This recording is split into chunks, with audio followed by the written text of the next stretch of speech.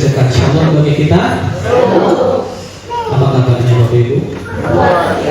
Ya, selamat memasuki bulan yang baru, tantangan yang baru, ujian yang baru. Ya, saya berdoa, ya, bagaimana Tuhan menolong kita di sepanjang bulan Juni, demikian juga Allah kita menolong kita di sepanjang bulan Juli ini. Amin. Iya, kita tuh nggak takut ya, nggak takut dengan apapun yang terjadi. Banyak prediksi, ya, apalagi Daltoni itu, kenal ya Daltoni? Dia mengatakan tahun 2024 itu akan ada satu wabah penyakit yang baru, yang lebih ganas dari COVID. Ya, bahwa kita itu di tahun 2024 itu harus menabung, karena di tahun 2025 dunia ini nggak aman. Ya, karena bermula dari tahun politik 2024, yaitu imbasnya juga keadaan ekonomi di tahun 2025. Tapi saudara, yang mau saya sampaikan kepada kita nggak usah takut. Amin. Kalau memang itu dikehendaki Allah terjadi, ya terjadi. Karena kita percaya, ya, Jehovah Yahweh yang kita sembah di tempat ini, Dia Allah yang menjamin hari-hari kita. Amin. Yang memelihara kehidupan kita.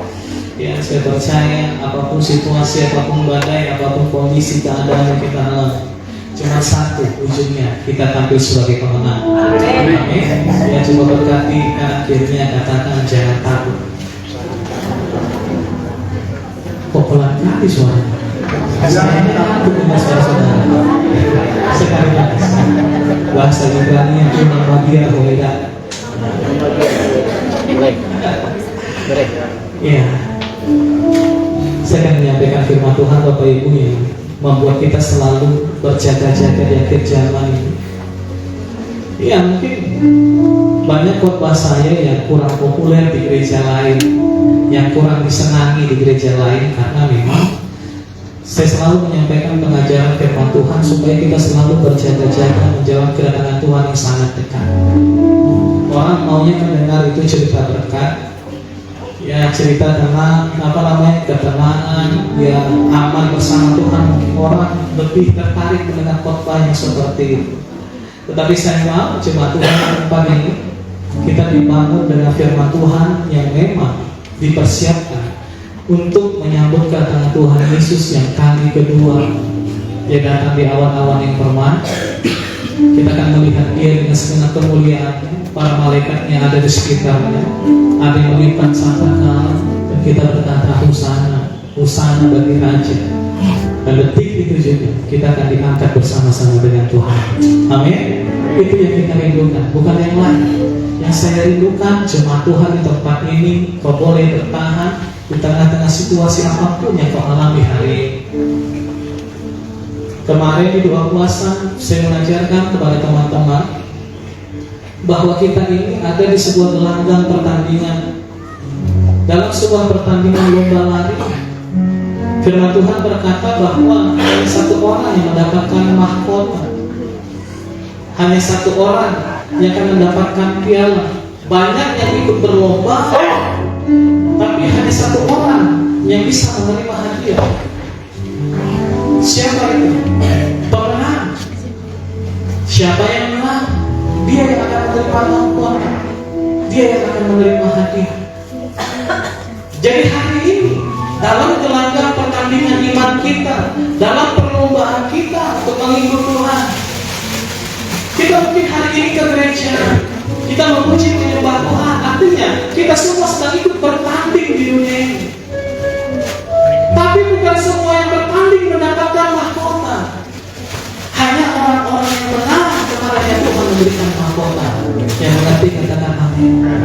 Jadi kepada kita yang bisa menang di tengah-tengah cobaan, yang bisa menang di tengah-tengah situasi kesulitan apapun, saudara dan saya yang berhak menerima mahkota. Amin. Oleh sebab itu mari kita semangati diri. Aku harus menang dalam situasiku ini. Aku harus menang di tengah-tengah pencobaan ini. Aku harus menang. Yang setuju katakan amin. semua tampil sebagai pemenang. Amin. Kita reuni bersama-sama di Firdaus, kita reuni sama-sama di sorga. Ya, saya akan kumpulkan ketua-ketua Eva di sana. Cari dulu anggota-anggotanya. Ayo kita makan dulu. Ya, kita akan fellowship satu dengan yang lain. Ya, karena di sana tidak ada lagi air mata. Amin. Ya, jadi saudara yang hobi menangis di bumi ini, ya saudara boleh kecewa karena di surga nggak ada lagi tangis dan ratap. Amin. Ada sukacita selamanya bersama-sama dengan Tuhan. Ya, saya semangat mengajarkan firman Tuhan kepada saudara karena memang itu kerinduan saya. Kita semua ini boleh diangkat Tuhan, boleh diangkat Tuhan ketika dia datang. Hari ini saya sampaikan firman Tuhan. Saya beri judul ragi. Katakan ragi. Kalau ragi itu apa? Apa itu ragi? Apa? Sungai api. Itu kan salah satu bahan buat api. Tahu nggak ini ragi? Tahu Pak, pokoknya itulah Pak. Susah menjelaskan ya Pak. Iya, kita baca dulu firman Tuhan dari Lukas 12 ayat 1 sampai ayat 5. Hari ini kita akan baca Firman Kudus sebagai menikmati tubuh dan darah Yesus. Kita baca sampai ayat 5 dengan suara yang mantap, yang terdengar sampai ke seluruh penjuru bumi. Orang tahu di sini sedang ibadah. Yuk, 2, 3, iya. Sementara itu, beribu orang banyak telah berkerumun, sehingga mereka berdesak-desakan.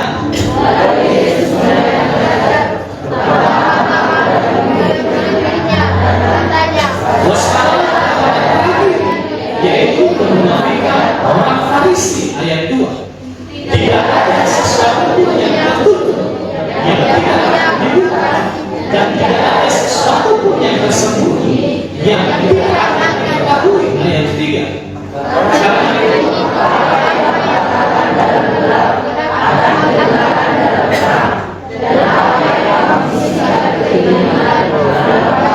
akan diberitakan dari atas. Anakku mengapa?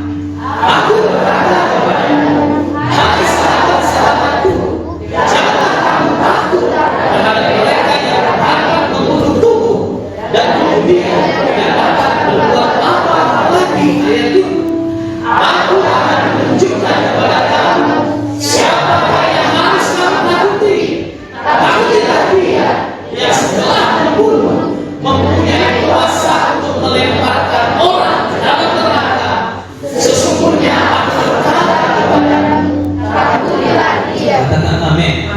Coba buka ayat 1. Nasihat Tuhan Yesus pertama-tama kepada murid-muridnya. Dalam kitab lain dikatakan khusus kepada murid-muridnya. Yesus berkata, waspadalah terhadap ragi, yaitu kemunafikan orang Farisi. Murid-muridku, sahabat-sahabatku, dengarkanlah perkataanku, kata Tuhan Yesus. Berhati-hati, jagailah diri terhadap ragi orang Farisi. Ini penting karena ini Tuhan Yesus langsung yang mengajarkan kepada para murid. Itulah sebabnya saya sampaikan kepada kita di tempat ini, karena ini memang penting bagi Yesus. Nah, Yesus pertama-tama khusus menyampaikan pesan ini kepada para murid. Kita semua adalah murid Tuhan di tempat ini, amin. Ragi, hati-hati dengan ragi. Di akhir zaman ini, saudara jaga dirimu Bapak Ibu. Jangan sampai kau kena ragi. Yaitu kemunafikan orang Farisi. Nah, saya akan buka beberapa ayat supaya kita tahu bagaimana ragi kemunafikan yang dilakukan orang Farisi. Apa saja kemunafikan yang dilakukan oleh orang Farisi, dan itu menjadi ragi di tengah-tengah murid-murid Tuhan Yesus. Matius 6 ayat 2. Kita baca bersama 2-3 ini. Jadi apabila engkau memberi sedekah, janganlah engkau mencanangkan hal itu seperti yang dilakukan orang munafik di rumah-rumah ibadah dan di lorong-lorong, supaya mereka dipuji orang. Aku berkata kepadamu, sesungguhnya mereka sudah mendapat upahnya. Orang-orang munafik akan memberikan persembahan mereka di rumah-rumah ibadah dan dicanangkan, diumumkan, digaungkan, digemakan, pakai doa, pakai speaker, beribu-ribu speaker, supaya seluruh penjuru bumi tahu aku menyumbang di gereja ini.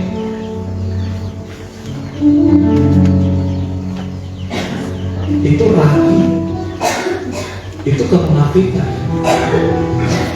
Segala sesuatu yang kita lakukan supaya orang melihat kita dan orang memuji kita, itu munafik.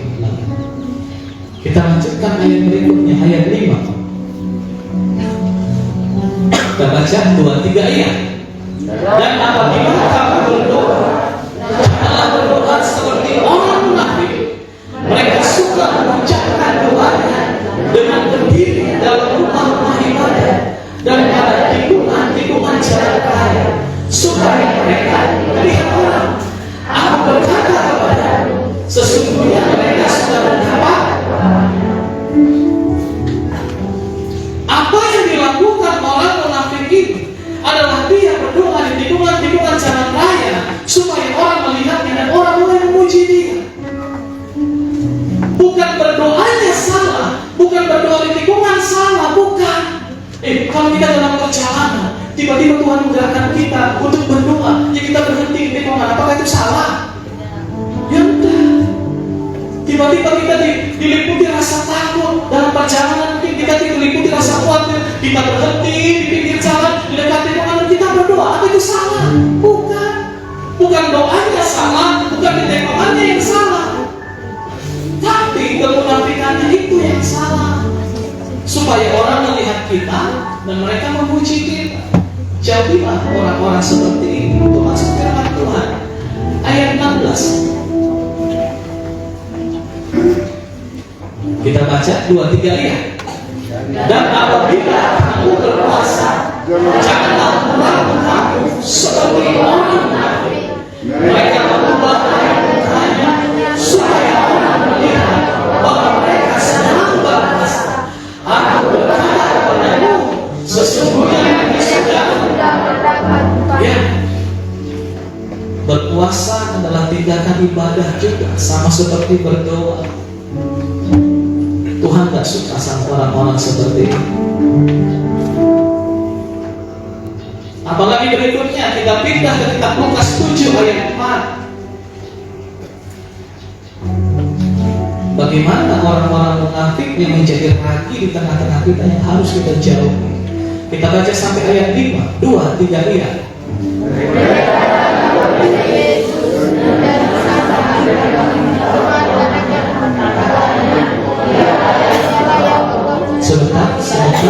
Maaf sebentar. Bukan itu. Oh maaf. Matius 7 kok beda? Matius 7 maaf. Matius 7 ayat 4. Oke, kita ulangi 2-3 ini. Bagaimanakah aku dapat berkata kepada saudara, biarlah aku membuatkan sumber itu dari matamu, padahal ada balok di dalam matamu. Ayat 5.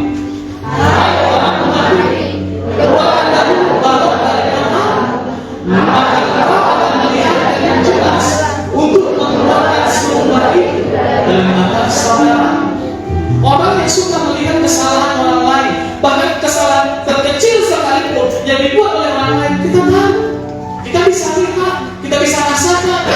Tapi kesalahan kita pura-pura nggak tahu, bahkan kalau kita ditegur kita nggak terima. Itu orang munafik. Matius 23 ayat 25, ayat 24 tuh. Matius 23. Yuk kita baca 2-3 ini. Hai kamu pemimpin-pemimpin muda, nyamuk kamu hapiskan dari dalam minumanmu, tetapi Tuhan menghati orang ini. Nyamuk di dalam minuman kita boleh ambil atau boleh kita usir. Tetapi unta yang di dalam gelas kita minum. Kesalahan orang bisa kita lihat, kesalahan orang bisa kita hati. Tapi kesalahan kita telan bulan-bulan. Ini orang munafik. Maka saya selalu mengajarkan kepada saudara yang dalam hal ini, jangan kita suka menghakimi orang lain. Karena penghakiman itulah haknya Tuhan. Amin. Biarlah Tuhan menghakimi saudara dan saya. Karena itu bagiannya Tuhan. Kalau kita melihat seseorang berbuat dosa, mempunyai kelemahan, mari tugas kita mendoakan untuk menghakimi dia. Itu hanya tugas Tuhan. Lanjut ayat 25. Kita baca sampai ayat 28. Ini Yesus yang langsung mengatakan 2-3 ini. Celakalah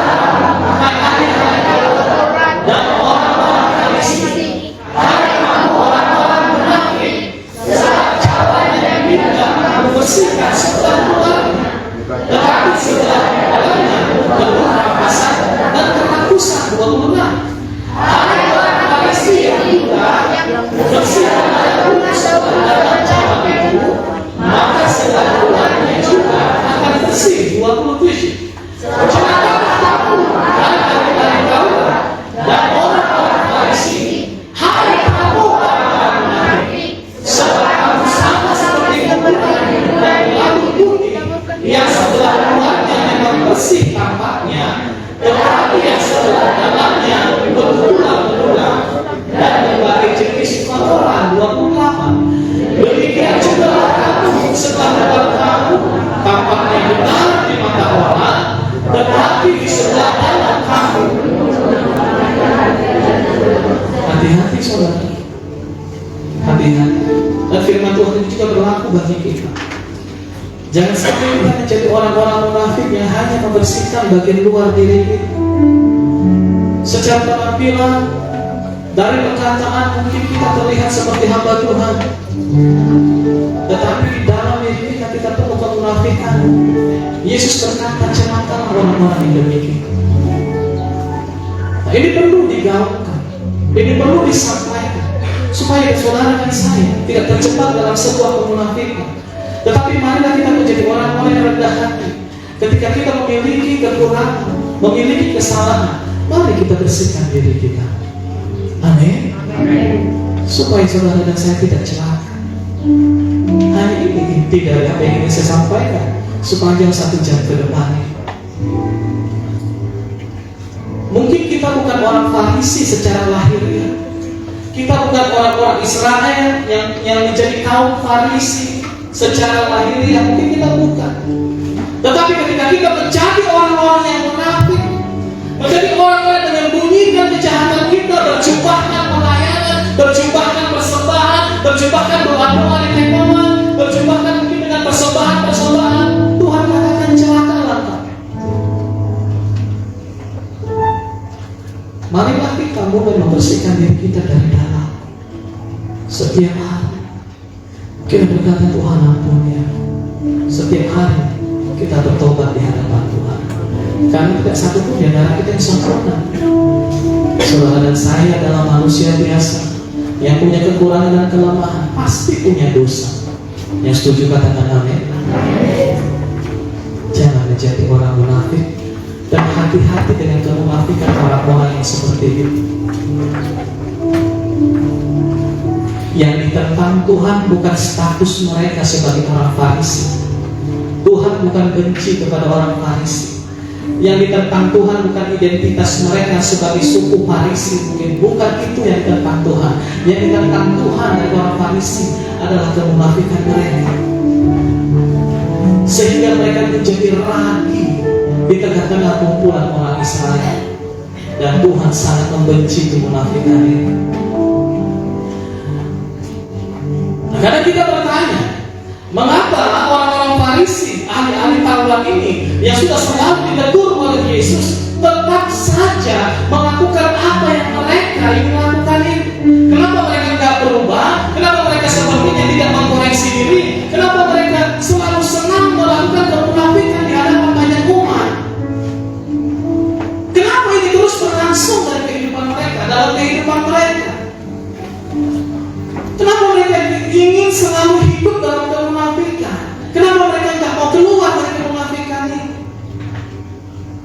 Hanya satu jawabannya. Mereka pikir tidak ada orang yang tahu. Atau tidak ada orang yang tahu? Siapa yang tahu isi hati? Yang mereka lihat kan aku berdoa di tempat. Yang mereka dengarkan namaku disebutkan di gereja sebagai pemberi persembahan terbanyak untuk pembangunan gereja. Yang mereka tahu saya ini orang saleh. Kenapa mereka terus melakukan kemunafikan itu? Karena mereka pikir tidak ada yang tahu tentang kemunafikan mereka.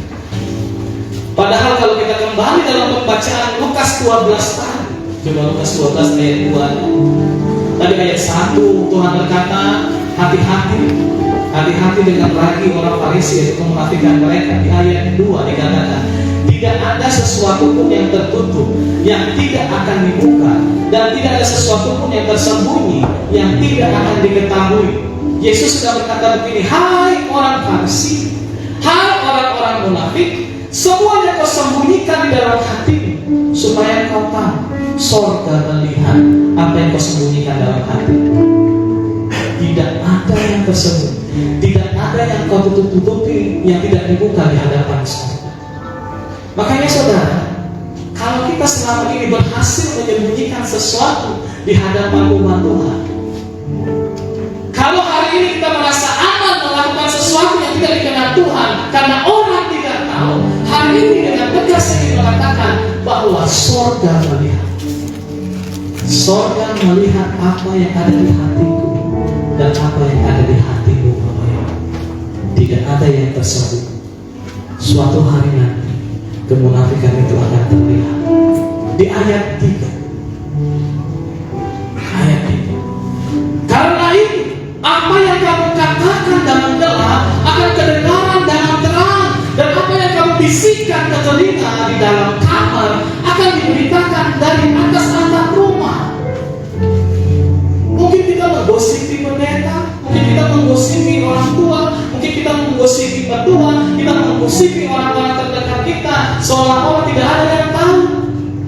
Tapi firman Tuhan ini jelas berkata, atap rumahmu saja berbicara kepada sorga. Apa yang kau bisikkan di dalam kamarmu, sorga tahu apa yang kau katakan. Ini jelas, supaya kita tidak terjebak dengan ragi. Ada orang yang sepertinya melayani luar biasa, tapi dalam kehidupan sehari-hari pekerjaannya hanya merendahkan orang, mengecilkan orang, mengatakan orang, menjatuhkan orang. Dan saya sendiri mendengar ada sebuah cerita bahwa ada jemaat apa ya? Orang luar berkata kepada kita, dia pengerjaanmu ya? Itu pengerja gereja kalian? Iya, kenapa? Kok suka kan jangan kotor? Kok tiba-tiba dia marah maki-maki orang? Saudara, supaya saudara tak tertuduh, dia udah gak ada di tempat ini. Dia udah keluar dari sini. Kalau mendengar itu kan, kalau di gereja haleluya, helikopter,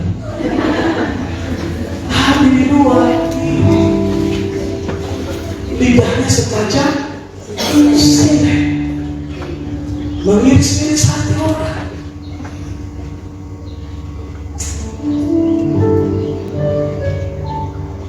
Orang yang seperti ini Tuhan berkata celaka mereka. Ayat 4. Aku berkata kepadamu, hai sahabat-sahabatku, janganlah kamu takut terhadap mereka yang dapat membunuh tubuh dan kemudian tidak dapat berbuat apa-apa lagi. Jadi saudara, mana ayat itu lagi? Banyak dari antara kita tahu nih, seseorang itu mengaku hamba Tuhan, tapi perbuatannya tidak seturut dengan firman Tuhan. Kita ada di situ, kita terhitung sebagai jemaatnya, kita terhitung sebagai kelompoknya. Kita mau keluar dari situ karena kita melihat tak benar yang dia lakukan ini. Masa pendeta merokok? Tahu merokok Tuhan kecil, Bapak Ibu. Menguasai diri saja dalam hal kecil dia tidak mampu, apalagi masalah lain. Untuk mengendalikan diri untuk masalah rokok saja, hamba Tuhan tidak bisa, apalagi tentang masalah uang selesai. Tapi Pak, kami melihat bahwa khotbahnya bagus, bahwa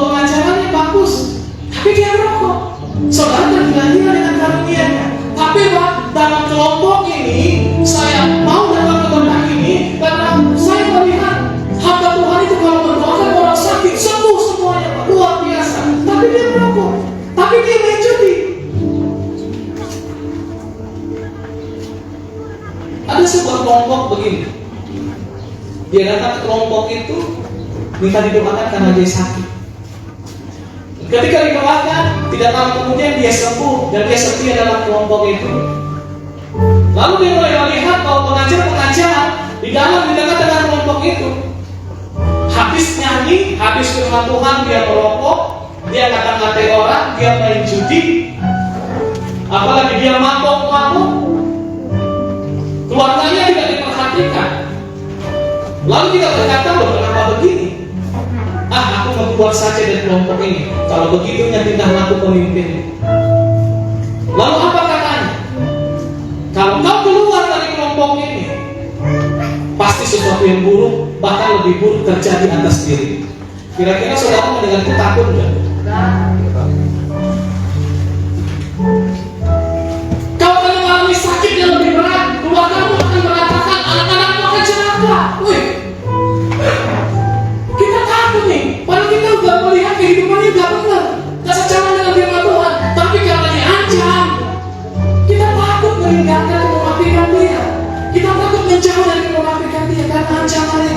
Kenapa saya melihat semua yang diwakilkan terjadi, Pak? Saya takut kalau anak saya celaka nanti. Tuhan berkata, jangan takut terhadap mereka yang dapat membunuh tubuh dan kemudian tidak dapat berbuat apa-apa lagi. Jangan takut terhadap kemunafikan. Kepada seseorang yang mengaku hamba Tuhan, tapi hidupnya tidak sejalan dengan firman Tuhan, saudara, jangan takut tinggalkan dia karena dia telah ragu berkehidupan. Amin. Saya mau koreksi banyak hamba Tuhan. Hati-hati, jangan takut terhadap mereka. Sekalipun mereka bisa bunuh kita, ya udah. Hanya sampai di situ kesanggupan mereka. Ayat 5 berkata, siapakah yang harus kita takuti? Aku akan menunjukkan kepada kamu siapakah yang harus kamu takuti. Takutilah dia yang setelah membunuh mempunyai kuasa untuk melemparkan orang ke dalam neraka. Pemimpin rohani yang munafik, sekalipun mereka bisa bunuh kita, bisa sumpahi kita dengan sumpah-sumpah selamat, tapi percayalah mereka tidak sanggup melemparkan kita sampai ke neraka. Kalaupun kita harus mati oleh kutubnya, percayalah kita pasti masuk surga. Karena kita berusaha menjauhi lagi orang-orang seperti ini. Hari ini firman Tuhan tegas mengajarkan kepada kita hati-hati terhadap ragi, hati-hati terhadap kemunafikan hamba-hamba Tuhan. Yang mengerti katakan amin. Gak usah ditutupi, ini akhir zaman. Tuhan mau datang. Pengajaran yang benar harus dilepaskan. Takutlah hanya kepada Tuhan yang bisa melemparkan orang ke dalam api neraka. Saudara takut dengan neraka? Jangan pikir neraka itu kayak sauna ya. Kalau di hotel-hotel mewah itu ada sauna, kita masuk ke ruangan itu diukur gitu ya, peringatan gitu, enak aman, kita terbakar kalorinya gitu. Enak, neraka nggak kayak gitu. Mau masuk neraka? Amin-amin dapat dengan loh, nggak masuk ada. Kita harus takut hanya kepada Tuhan. Jangan takut kepada hamba Tuhan sekalipun dia melakukan banyak mujizat. Yang mengerti katakan amin.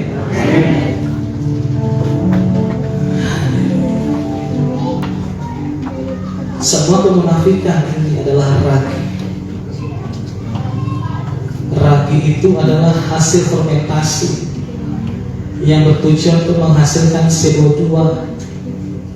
Jadi kenapa kue itu bisa kembang? Ibu-ibu pernah lihat kue? Becek kali bapak ini masak kue aja. Pernah lihat bolu yang mengembang? Kenapa dia kembang? Hah? Jadi ragi itu menghasilkan CO2 yang bisa ditangkap oleh bahan-bahan kue itu sehingga dia mengembang.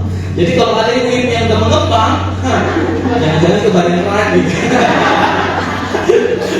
Coba lihat, saya kebagian CO2. Ya, karbon dioksida. Itu dia bisa mengubah bentuk ya. Dari yang harusnya keras, dia mengubah bentuk jadi kembang. Hati-hati dengan ragi. Dia bisa mengubah bentuk imanmu yang sungguh-sungguh di Tuhan. Karena kau bergabung dengan orang-orang yang munafik, imanmu bisa sama seperti mereka. Kalau nggak percaya, buktikan yang saya katakan. Bergabunglah dengan mereka, orang-orang yang munafik. Nggak lama lagi, raginya akan mengubah iman, dan imanmu akan sama seperti diri. Ragi juga berguna untuk mengubah glukosa, itu gula ya. Kan kalau masak kue pakai gula ya. Bapak Ibu masak kue pakai gula kan? Atau pakai gula lima? Nah, gula yang Ibu berikan ke kue itu akan diubah oleh ragi itu menjadi alkohol, makanya ada tape. Salah satu kegunaan ragi adalah untuk membuat bir. Di sini saya percaya nggak pernah lihat bir ya.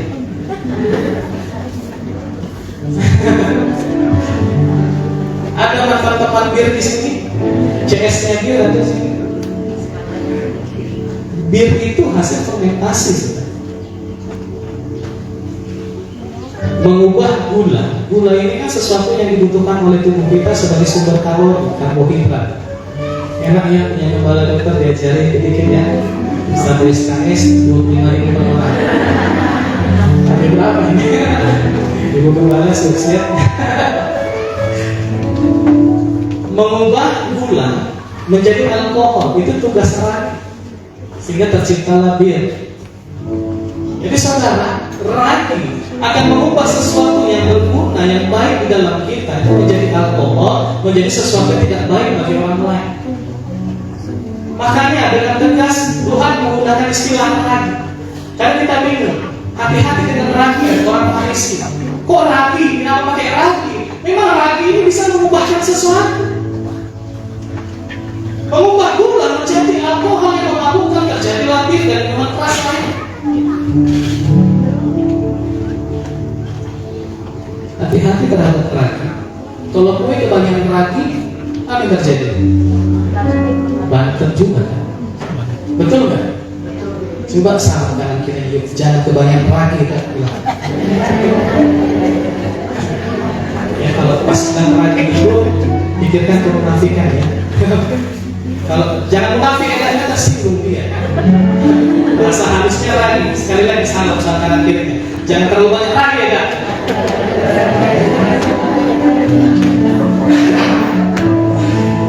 Iya, ini harus diceritakan. Kebenaran ini harus disampaikan. Karena Tuhan sendiri berkata celakalah mereka.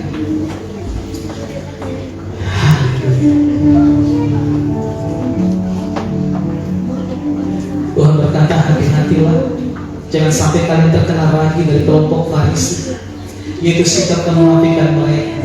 Kenapa kita harus hati-hati? Yang pertama, memang banyak orang terjerat dengan kemunafikan mereka, terpesona dengan kesalehan mereka. Jadi kalau saudara mau kenal saya, jangan lihat saya di atas mimbar ini. Bisa aja ini topeng kan? Ini kata istri saya, lidah. Mana lidah-lidahnya kan putih? Jadi kau jaga lidah Pak. Lihat saya di rumah. Kalau mengenali saya, bagaimana saya di rumah, tanya istri saya, tanya anak-anak saya siapa saya. Itu baru benar. Jangan terpesona kalau saya pas khotbah, saudara mengerti firman Tuhan, wah enak pengajarannya. Jangan, ini semua milik Tuhan. Siapa saya sesungguhnya pasti rumah. Amin. Jangan kita terpesona dengan karunia seseorang. Sekalipun pemimpin kelompok kita dia bisa mengatakan pertanyaan mujizat. Saya bertanya begini, percayakah saudara bahwa iblis juga bisa melakukan mujizat? Percayakah saudara bahwa iblis juga bisa menyembuhkan orang? Percaya. Apa bedanya antara kesembuhan dari Tuhan dan kesembuhan dari iblis? Jangan saudara pikir iblis rela mau sembuh. Sekali lagi ya, jangan saudara pikir iblis senang kalau kau sembuh. Yang dia inginkan hanya kematianmu. Kalau kau merasa sembuh, itu manipulasi. Seperti orang yang terhipnotis, dia merasakan seolah-olah terbius, tidak merasakan rasa sakit. Itulah tipuan si iblis. Kita seperti terhipnotis,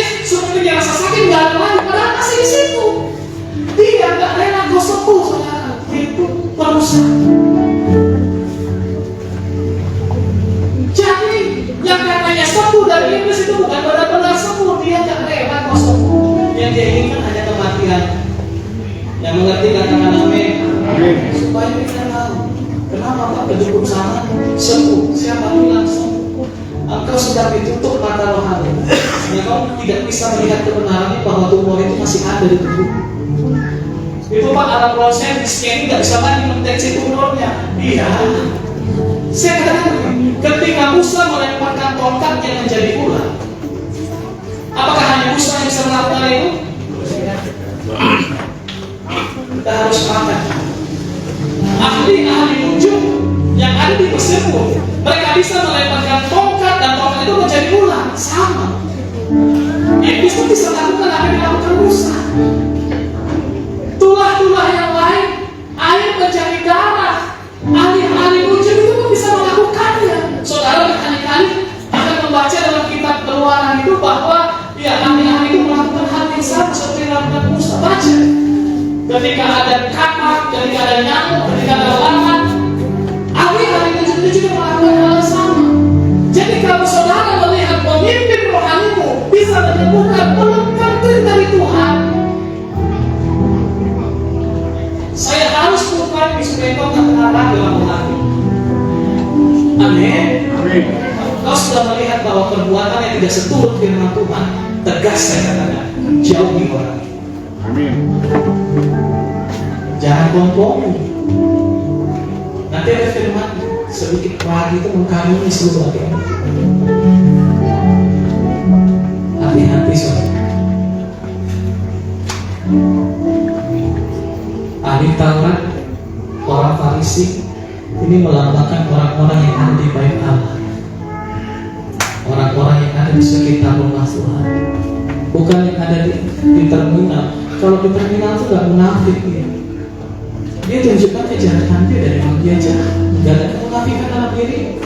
Yang berbahaya ini orang yang purba, tapi itu bukan marga ya, teman-teman ibu saya, pura-pura baik padahal dia tidak baik. Hati-hati, Tuhan katakan hati-hati. Banyak orang yang terjerat. Hati-hati karena orang-orang munafik akan dicampakkan ke dalam api neraka. Jadi kalau kita sering mendengar kesaksian hamba Tuhan yang rohnya dibawa melihat neraka, melihat surga, saudara jangan heran kalau hamba-hamba Tuhan ini bersaksi di neraka. Aku melihat dari pendeta di sana. Itu bukan menghina, karena firman Tuhan ini benar. Di dalam gereja banyak kemunafikan. Saya berdoa itu tidak ada di tempat ini. Kalau kita sadar sama, cepat-cepat datang kepada Tuhan. Jangan kita cepat-cepat menghakimi kesalahan, karena kita tidak luput dari kesalahan. Amin, saudara. Banyak pendeta masuk neraka, itu benar. Saya sendiri harus menjaga diri saya supaya saya tidak menjadi orang yang munafik di depan umat Tuhan.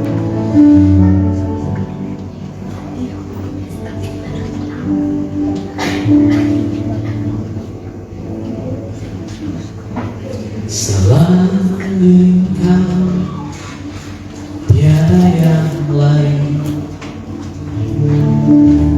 Dan apa kuncinya? Tahu? Apa sambungan itu? Di surga selain Kau tiada yang lain yang kuingini di bumi, yang kuingini di bumi. Sekalipun dagingku dan hatiku habis lenyap, gunung batuku dan bahagiaku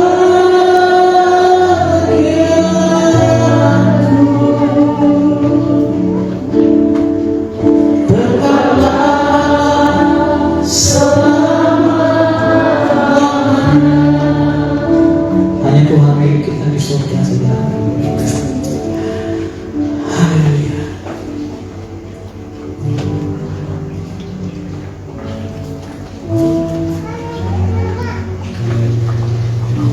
saudara jangan takut kepada manusia. Jangan takut dengan ancaman-ancaman yang diberikan oleh manusia. Mungkin kita disumpahi akan terkena malapetaka yang lebih bahaya. Saudara jangan takut, karena Allah adalah pelindung kita. Jangan takut kau disumpahi. Kalau kau keluar dari kelompok ini, hidupmu akan semakin buruk.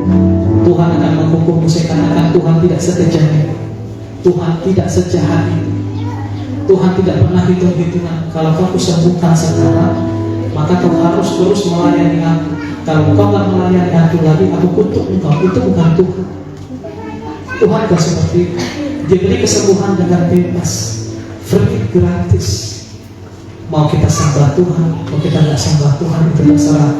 Yang penting hari ini Tuhan berkata, aku menyembuhkan engkau. 10 orang kusta. Berapa yang sembuh? 10. Berapa yang datang kepada Tuhan?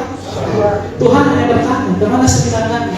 Bukan Tuhan katakan, matilah mereka, celaka di jalan, tertabrak mobil, digigit unta. Gak pernah Tuhan berkata begitu. Jadi jangan takut. Amin. Jangan takut. Takutlah kepada Tuhan. Tuhan gak sejahat itu. Tuhan itu baik. Tuhan itu sangat baik. Matius 24 ayat 24. Saya bukakan ini supaya kita mengerti. Hati-hati dengan kemunafikan. Jangan terpesona dengan karunia-karunia. Tinggalkan mereka. Sekalipun mereka punya mujizat, mereka bisa menurunkan api dari langit. Kalau mereka tidak melakukan aneka firman Tuhan, jauhi mereka. Ayo kita baca sampai ayat 26. 2, 3 ini. Sebab Mesias palsu dan nabi-nabi palsu akan muncul, dan mereka akan mengadakan tanda-tanda yang dahsyat dan mujizat-mujizat, sehingga sekiranya mungkin mereka menyesatkan orang-orang pilihan juga. 25.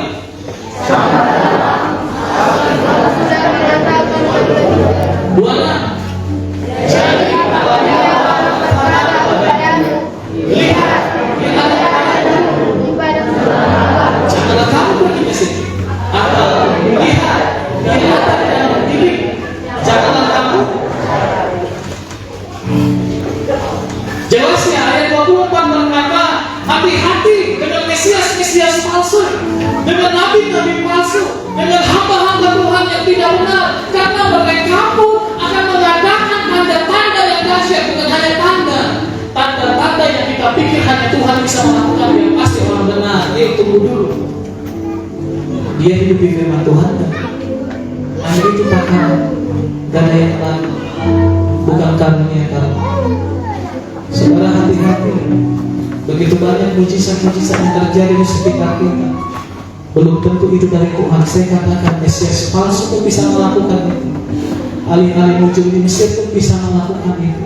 Iblis pun bisa melakukan mujizat. Marilah kita hanya bergaul dengan orang-orang yang hidup sesuai dengan firman Tuhan. Amin. Ini peringatan dari Tuhan. Ayat 25 tadi dikatakan, camkanlah, ingatlah, aku sudah mengatakannya lebih dulu kepadamu, kata Tuhan Yesus. Ingat pesanku ini. Kalau kau sampai tersesat, jangan salahkan aku, kata Tuhan. Karena hari ini sudah kuberitahukan kepadamu. Hati-hati dengan orang yang munafik. Hati-hati dengan lagi orang Palestina. Hati-hati dengan pemimpin-pemimpin yang tidak hidup dalam kebenaran firman Tuhan. 1 Korintus 5 ayat 6 sampai 8. Sebentar lagi saya selesai. Kita masuk percakapan kudus. Kemegahanmu tidak baik. Itu cerita di atas ini tentang kesombongan. Kesombonganmu tidak baik. Saya mau membacakan ini. Tidak tahukah kamu bahwa sedikit ragi mengkarini seluruh adonan? Katakan sedikit ragi. Hanya sedikit. Hanya sedikit ragi saja itu sudah bisa mengembangkan seluruh adonan. Sedikit ragi saja sudah bisa memberi dampak kepada semua adonan. Meragikan, Ya, bahasa dasarnya lagi mengkarini itu meragikan. Sedikit ragi bisa mengkarini seluruh adonan, sedikit ragi bisa mengembangkan seluruh kue putu. Betul ya? Apakah kalau kita taruh sedikit ragi, setengah emas setengah enggak? Pernah bagaimana begitu? Setengah emas setengah enggak? Hanya sedikit ragi, semua kue putu itu mengembang. Mengerti ya? Amin. Hanya dengan satu kemunafikan, hidup bisa rusak. Nggak tahu kemana, nggak tahu. Orang tua nggak tahu, pendeta nggak tahu. Apa-apa, macam-macam sedikit di luar. Hanya perlu sedikit kemunafikan untuk menghancurkan hidup kita. Hati-hati.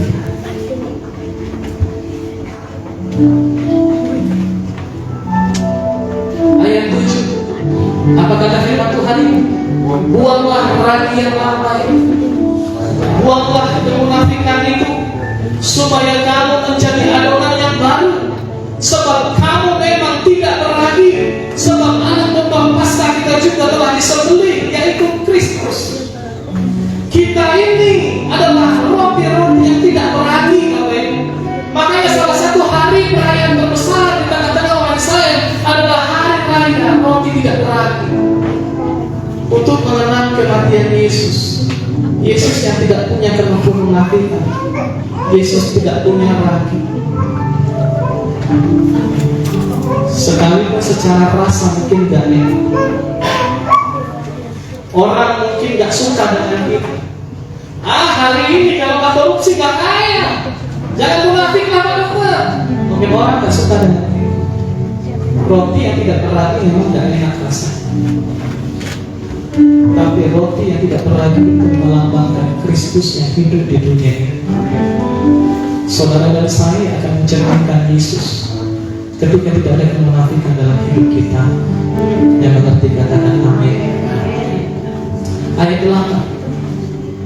Karena itu marilah kita berpesta, bukan dengan ragi yang lama. Janganlah kita berpesta, jangan kita bersuka cita, jangan kita bersenang-senang dengan ragi yang lama. Karena itu marilah kita berpesta bukan dengan ragi yang lama, bukan pula dengan ragi keburukan dan ragi kejahatan. Inilah ragi orang Farisi. Ragi kemunafikan itu ragi yang buruk, ragi yang jahat. Tetapi dengan roti yang tidak beragi, yaitu kemurnian dan kebenaran, hidup yang tulus murni dan hidup dalam kebenaran, itulah orang yang hidup tanpa ragi di dunia ini. Amin, saudara. Supaya Tuhan jangan berkata kepada kita, jangankan langkah, buang ragi itu. Masih ada waktu, buang ragi itu saudara. Kalau kita berkata, Tuhan, aku sudah hidup tulus, aku sudah hidup dalam kebenaran, pertahankan itu semua. Pertahankan hidup tanpa ragi. Galatia 5 ayat 7. Hati-hati saudara, jangan tertipu dengan karunia-karunia di luar sana. Hati-hati. Dahulu kamu berlomba dengan baik.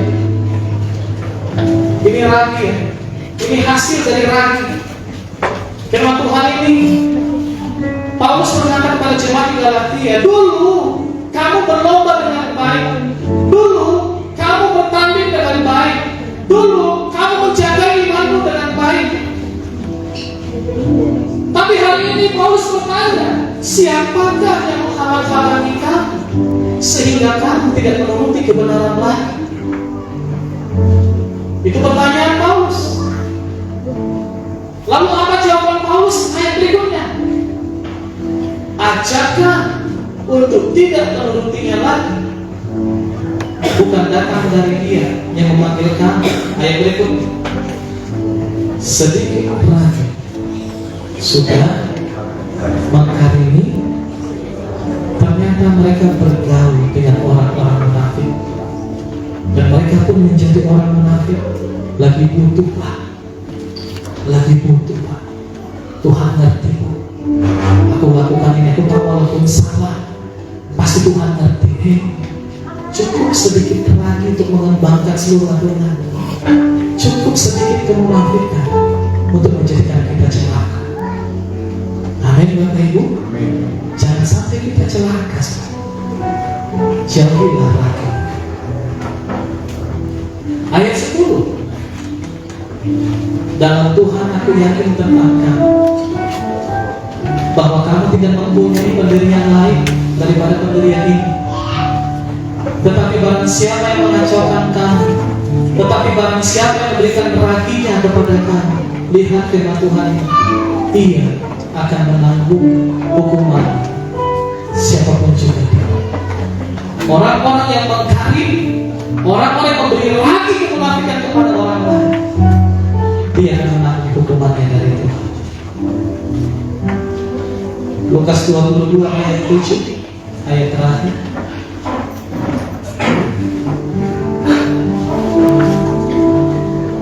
Maka tibalah hari raya roti tidak beragi. Ini saya katakan, ada hari raya roti tidak beragi, yaitu hari di mana orang harus menyembelih domba Paskah. Pada saat merayakan hari raya roti tidak beragi, maka orang-orang harus menyembelih domba Paskah. Hari ini kita akan menikmati tubuh dan darah Kristus. Dia adalah anak domba Allah yang sudah disembelih. Kenapa dia disembelih? Karena pada hari raya Paskah terjadi penyelamatan atas orang-orang yang percaya kepada Tuhan. Dan pada hari itulah hari raya roti tidak beragi dilakukan selama 7 hari. Saudara yang dikasihi Tuhan, dari firman Tuhan kita sudah tahu bahwa anak domba Allah sudah disembelih. Mari kita jalani hari-hari kita menjadi roti yang tidak beragi. Mari kita rayakan diri kita sebagai roti yang tidak beragi, yang tidak ada kemunafikan dalam diri kita. Itulah penghargaan kita bagi Yesus yang sudah disembelih sebagai domba Paskah untuk menyelamatkan kita. Amin. Saudara mau menjalani hidup tidak beragi? Halo, saudara mau? Amin. Ya, salam kanan kiri. Mari kita menjadi roti yang tidak beragi.